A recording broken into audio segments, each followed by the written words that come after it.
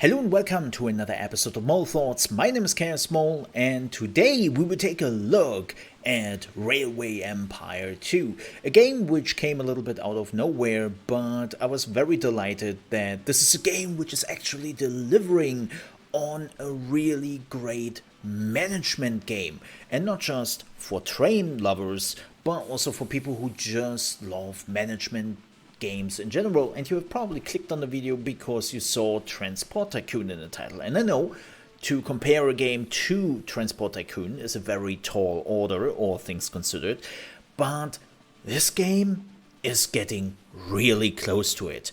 But before we jump into the review, quick note here, let me explain how my reviews work. I do not get any arbitrary numbers because everyone has their own idea on what numbers they want and which numbers this game should have gotten, so why should I do it in the first place? And what I like to do is I like to showcase the game to you, the gameplay mechanics, explain what I liked, what I didn't like, and then yes, we have to talk a little bit about the technology because it is the year 2023 and a lot of games are coming out in a state of utter disrepair, and we have to talk about that as well. And then I hope at the end of the video you can make your own fundamental decision if you want to pay money for this game and buy it or not do that. With that said, please don't forget at the end of the video, if you enjoyed it, leave a like and also consider to subscribe to the channel, because on the Mole Under Management channel we are solely focusing on strategy games. Like everything which is strategy related gets a review and also sometimes some deep dives. Now, with that said, enough chit chat, let's talk about Railway Empire 2. And first things first is, how does the game run? Well, it is the year 2023, and games are just sometimes coming out in a state where you ask yourself, what the hell did I just play? Right? We have like performance issues, game-breaking bugs, the games are crashing, and it is such a sorry state of video games at this point. Good news, Railway Empire 2 doesn't have any of those issues. I didn't have any stutters, any slowdowns, like it is 4040p, ultra settings, and I'm running at 60 all the time. If you're interested in what kind of PC I'm running this on, you will find that in the video description if you want to take a look at that. But it isn't like the super high-end PC I'm running, right? This is not the top of the line, and it just runs well, it boots up quickly, it just does its thing, and you have no slowdowns. You can go over this huge map, you can just jump between the maps, and there is zero slowdown, right? And that's fantastic. It's just great to see that. Game-breaking bugs. Didn't encounter any. Did the game crash? No, not a single time in the 40 hours I have been playing this game. There wasn't a single crash. It just works. I know people might say, yeah, well, that's what I'm expecting, and you are right, but you know, it is also the year 2023 and it's kind of good to have that, right? Now, what you might have noticed is that I said there are no game-breaking bugs. Are there some bugs in the game? Yeah, I encountered one. Let me give you a wonderful example here. And I tried to connect Philadelphia with Washington, D.C. No, wait, that was Philadelphia with New York City, similar but not the same. And so one of the problems I had is I built two tracks side by side, and I remodeled like some of the tracks which were already on the ground and some of the connections which were already in place. And the game got confused by that. And so what the game then tried is, even though I had two tracks, the game tried to send only one train or two trains on one track, which of course doesn't really work. And so what I had to do in the end was I had to remove all those tracks very quickly, did recreate the route, and then it just started to work without any issues. You know, it was a 5-minute thing I had to fix, and it never happened to me ever again afterwards. Like, I never had a single moment where I had to do that again. So whatever it was a one-time only thing, and it fixed itself after I remodeled the terrain tracks, so not really a big thing. Now, there are some graphical glitches I have to point out. They're not really big, it's like nitpicking at this point. Seriously. There's some graphical glitches, like when the train is going into a tunnel and the mountain is not very high, you can see the smoke coming out of the tunnel, which is kind of hilarious when you think about it. But that's fixable. And another bug I have found was that sometimes the streets, like when you're building a train station, the cities do remodel themselves to make it look better, right? And unfortunately, when that happens, there's like this right here, where the street got split up in two and there's still like a small part left. And now they are just like horses and people spawning in and despawning again. It's basically hell. This is hell. And it's in Charlottesville. Who would have thought?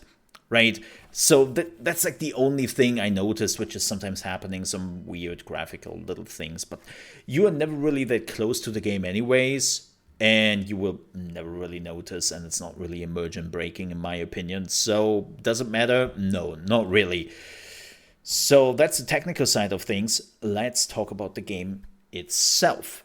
You have 3 modes to play this game in. Campaign, where you're just following the history and story of train development in the 18 and 1900s, right? And then you have also the custom game mode, which I'm playing here right now, where you can set your own goals, where you can set your own difficulty, and it's just endless play. And then there's the sandbox mode, which is basically the same thing as the custom mode, but with infinite money and set your own rules and just have fun with the game. Now, there's also multiplayer in the game. I haven't played that, so I cannot really talk about it. But from what I know, the multiplayer is you play one company together with your friends. So you don't have your own companies by yourself. You're just playing one and then you build one together. That's how the multiplayer works. But again, haven't played it, cannot really go too deep into that. So, let's talk about the game. You have 2 maps at your disposal. This is the first one. This is a big chunk of North America. You have a little bit of Canada up here, right? Up till Quebec. And then, of course, you also have a little bit of Mexico down here, if you want to go there. And then the rest of the US of A. Now, if you say, oh man, Mo, I don't really want to play in the US of A. I want to play in Europe. Well, do I have good news for you? You can. There is Europe, right? And it goes from basically Portugal to up to Russia in St. Petersburg. So it's a pretty sizable chunk of Europe, which is pretty neat. But we are here in the US. And you can also decide to choose like a certain character, right? And every character is coming with its own perks. Like mine is has 20% lower cost for tracks, tunnels, and bridges. All locomotives require 10% less maintenance, but the bonus from express trains is 5 instead of 10, so he makes less money from express trains. And so every character is coming with their own perks and a negative perk.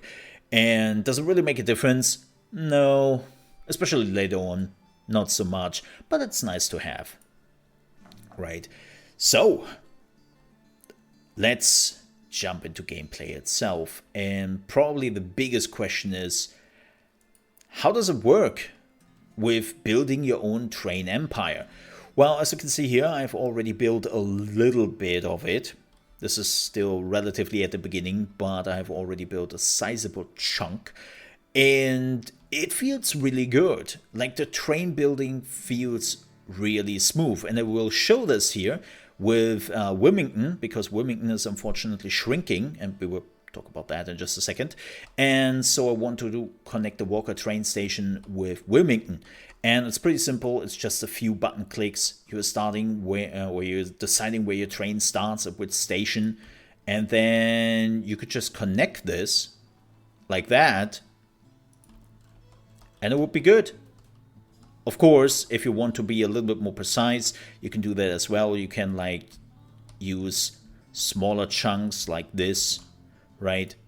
And then you just connect that And you can also decide, like, if you want to have like a U-turn here or something like that. So it is super smooth, it goes super quickly and doesn't really create a lot of issues. The one thing I once noticed is the automated system is trying to just use the quickest and shortest connection, and that's not always the best because it can become super expensive. Like, they try to build a lot of tunnels or bridges, and again, that becomes very expensive at the beginning, so you might not want to do that. And then just you click on build and you just have a train connection. And yes, there's some gridiron, or you can have some track direction. You also have to make sure that all the trains have a supply tower where they can like get more sand, oil, and water for the train. You have to maintenance them, but it's all very automatic and doesn't need too much care. Like, when you have built a train connection, it doesn't really take too much work on its own because everything is automated. Like, the train knows when they have to get the stuff they need to smoothly operate, right? We can see it right here. They need a little bit more water and they just automatically get that. No manual help needed, right? So that's pretty nice. And then you have basically two ways to play this game. There is your railway empire, and then there is your industrial empire. And the railway empire is pretty simple. You start to connect cities, like I have done here, and you're starting to send people from A to B, or to be a little bit more precise, from A to E. So let's say you want to go from New York City to Big Lake. Yeah, that's the city name. No, I haven't renamed this. And because of the length, and people want to get there, they're willing to pay a lot of money because they have to jump from New York City to Philadelphia to Washington, D.C., to Charlottesville, and then to Big Lake. And every time they're paying you money for an extra train ticket. So you want to connect as many cities as possible at the beginning to make a lot of money. But there is a catch, a pretty big one. And the reality is, you are a novelty. Trains are novelty. You are starting with the Grasshopper, this thing, which is just a boiler on wheels, and people look at it and they go, dude, I'm not driving with this. I go with my horse, right? I take my horse, or, well, I'm just walking. And people don't really trust you. So at the beginning, there are not a lot of people who want to ride the train to the destination. So you have to win them over. You have to build restaurants. You have to run like little campaigns. You can upgrade your trains to make them more comfortable by going into the research tree.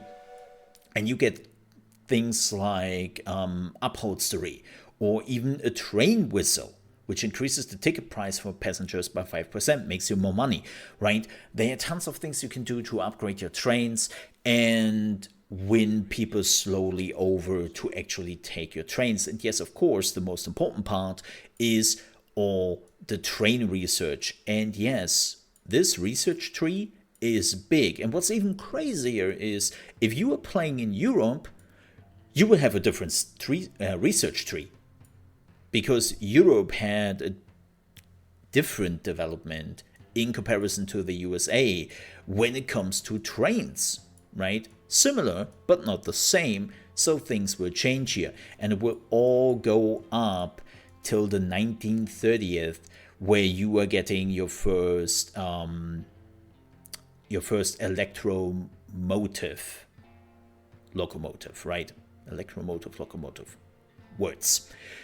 So it goes up till then, which is pretty cool. But yeah, that research tree is huge, and it would take you quite a while to progress here. And no, you cannot too fast progress in the research tree, because there's always, like you can see that right here, there is a stopgap. And basically the year has to catch up to that stopgap so that you can go into the next part of the research tree. So if I want to get that, I have to read 1840th to actually get into this part of the research tree. So there's a little bit of like slowdown so that you cannot progress too fast. But there's basically how you start to connect your railway empire, by just connecting the cities. Another way to get more people to use your trains is to make a city grow. You can see it right here. Big Lick is now a level 4 city. It can go up to level 6. Or another example, one of my biggest towns is Albany, who is pretty close in getting a level 6. So I have been doing quite a bit of work here in Albany. And you wonder yourself, wait a minute, how do you make city grow? Well, how do you make a city grow is pretty simple. You go into the demand of the city and you look what the people want. And you make sure that that demand is covered. So as long as you are staying over 60% of the fulfillment of demand, your city will slowly grow. And the more of the percentage you have, the faster the city will grow. If you cannot cover that demand, well, then we have like Wilmington, which just shrunk, and now less than 17,000 people are living here, and even more people are leaving, and I have to cover the fulfillment of demand. It's a bit problematic. And speaking of which, now let me get a train running here very quickly, because I haven't really shown that yet. It's super simple. As you can see, you're just connecting it. You're saying which train has to cover it. We take the Dunham, boom, bam, done.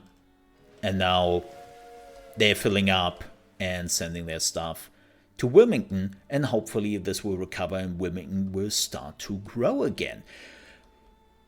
But before you now think, oh, that's easy, so what I'm doing is I'm just connecting all the farm stats and all the industry with the city, and then I would just give them all the resources and they will grow. No, it's not that easy, my friend, because cities have limitations. You can see right here, when they are reaching 100%, that's it. They don't need more of their resource. So let me give you a wonderful example of this with good old Philadelphia. Philadelphia is my meat town, so to speak. They're producing a lot of meat, and I'm sending in my cows from Copper Rest, and at some point Philadelphia will go, whoa, stop, dude. We don't need your cows anymore. We have so many burger patties here in the background. This will last us for the next decade. We don't need your cows. Please kindly piss off. Right? So what are you doing now? Well, the answer is redistribute. You want to have that meat which is produced in Philadelphia, sent to other cities who don't have that, like Washington, D.C. Washington, D.C. doesn't have its own meat production. So what you're doing is your trains will now slowly start to send some of the meat over to Washington, D.C. when they are transporting people, right? So you can actually get the demand. And this is what I have been doing with New York. And of course with Albany, they're getting tons of connections from the resources around them, and they're sending resources to each other. Or we can see that right here. We have Charlotte, Durham, Wilmington, and Charleston all being connected, and they're all getting their resources coming in from Big Lick. They're ending up in a warehouse, and then from the warehouse they're being redistributed to all the other cities on the map. And this really keeps you thinking. It makes you think like, okay, oh damn, they need that. Ah damn, they just upgraded. Okay, now they want more than just cloth. They want fashion. They want rum. They want vegetables now because they live a higher life. I need to get that. So this transforms very quickly in not just a train game, but also a city management game where you have to make sure that you are getting in the right resources.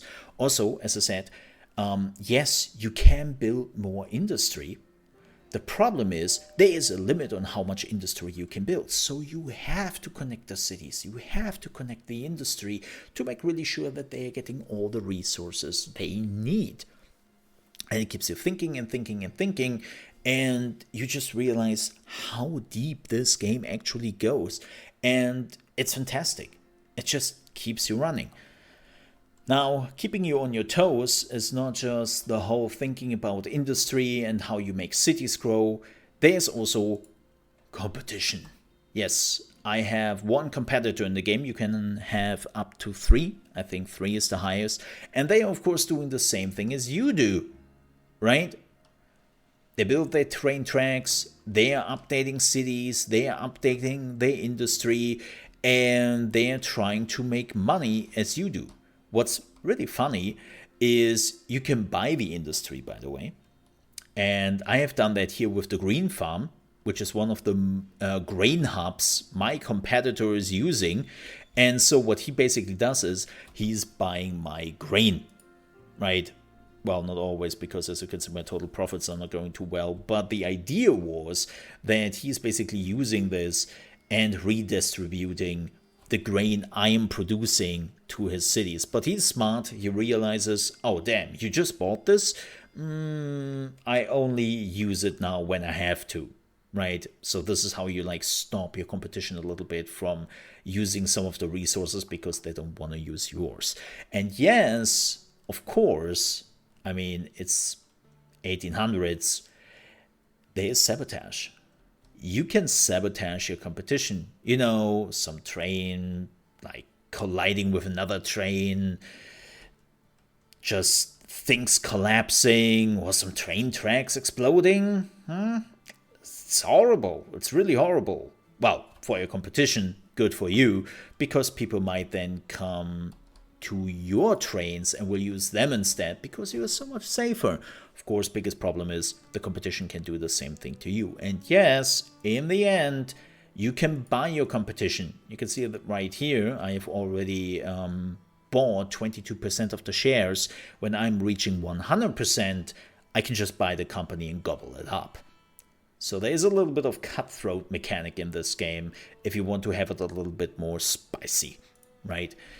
And I have to say, this game is such a delight. It came out of nowhere for me. It just works. It has a really deep understanding of management mechanics. If you like trains, they have tons of trains you can research, right? And even if you are not like the biggest fan of trains, like for me, trains are just a way of transport. That's the connection I have to trains. But from a management perspective, this game is going deep, right? You can see the flow of goods to other cities. You have to calculate that as well. There's so much stuff going around where you just think, oh, damn. Okay, how can I improve this? How can I make it so that the cities are growing? How can I get more money, right? You might think $5 million is a lot of money. It's not. Like a bridge, a tunnel, you lose quite a bit of money. You buy some industry, yeah, you just lost $1 million, right? Like 5 million is quite a bit, but it's not as much as you might think. And there is so much to do in this game. And it's also really easy to handle. The interface is understandable. I know exactly where things are coming from, where my money goes exactly. Like, I never had a moment where I thought, oh man, game, can you not just explain to me what the hell is going on? No, it does somewhere. Sometimes a little bit hidden, I admit that. But most of the time it's just me being a dingus and not fully understanding what's right in front of me because, well, I haven't thought about it hard enough. But the game is giving you so much information that you can just completely micromanage your empire if you so desire. If you don't, and you just enjoy building some train tracks, connecting cities, and sending people from A to B, you can also totally do this. Like, this game is a great package of for casual players, but also for hardcore managers. And I love that. That's exactly what I'm looking for because I'm somewhat in between, I always feel like. And again, it just works. It just works. Now, does it get close to Transport Tycoon? Well, no, because you have only trains as a means of transportation in this game, right? Whereas Transport Tycoon has, of course, so much more and is a little bit bigger and deeper. But this game is getting dangerously close to it. It really does. And I didn't have as much fun as I did with this game in a long while with a strategy game. Like, this game is just giving me the dopamine injection I need. And I'm really happy with that. Whom would I not recommend this game to? Well, everyone who really hates trains. Like, if you are somebody who cannot stand trains, wherever that is, then don't touch this game. But beyond that, you love management games, you like a little bit of city management, and you like to send around wares and making a heap tons of cash, and having a little bit of sabotage here and there, then yeah, this game is for you. So I totally enjoy it. Railway Empire 2 is available on PC, should be on Steam. Well, it is on Steam. I don't know if it is on Epic, that I do not know. And it's also on consoles. So check it out if you so desire. But I actually really love this game very much. And if you want to see a little bit more of gameplay, you can find a live stream here on the channel as well. If you want to see me stumbling around and just screwing everything up at the beginning. So, with that said, don't forget to leave a like and also consider to subscribe if you want to see more strategy game reviews here in the future on YouTube, because I have the feeling there are not enough strategy game reviewers out there. So that's what we are trying to tackle here on the channel. With that said, thank you so much for watching, stay safe, and I'll see you next time. Bye bye. Or choo choo.